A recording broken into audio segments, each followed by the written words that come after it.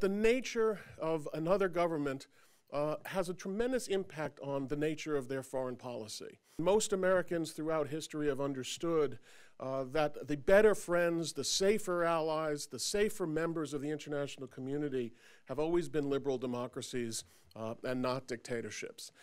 The people who are responsible not only for the initial corruption, but also for his imprisonment, his torture, and the cover-up afterwards are well known. And those individuals have not been held accountable. To the contrary, these individuals have been promoted and been given honors and have been rewarded for their corrupt activities. That cannot be allowed to continue. U.S. leadership is critically important internationally. There are countries in Europe today that are watching what's happening in the United States on the Magnitsky Bill. They're going to follow. They won't lead, but they will follow. The important thing is that this piece of legislation focuses and touches exactly the core points of the regime.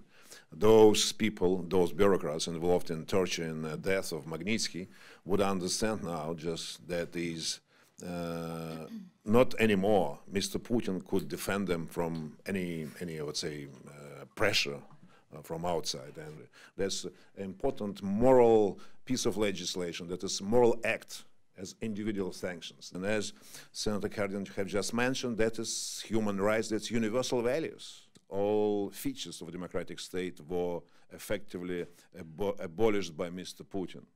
Just we have, since that time, during this 6-year period of time, we don't have separation of power, we don't have independent judiciary, and we don't have free media, and recently we lost the most important institute of democratic state, free elections.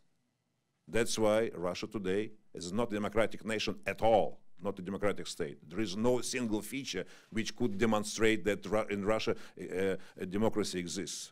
Another very important point in my view is from the West to support Russian opposition leaders. But what was important and encouraging for our people during the occupation was exactly the fact that the West did not give up talking about a non-recognition policy of occupation, especially with the leadership of US. West did not give up to talk about the restoration of democracy and human rights and rule of law and other values. We act as if Russia sometimes is still the Soviet Union. When we do this, we give Mr. Putin a gift and play right into his hands. When we appropriately condemn Putin's policies in Syria and Georgia, and when we call attention to the poor state of human rights and transparency in Russia, we must speak forcefully and put the blame where it belongs, at the feet of Mr. Putin.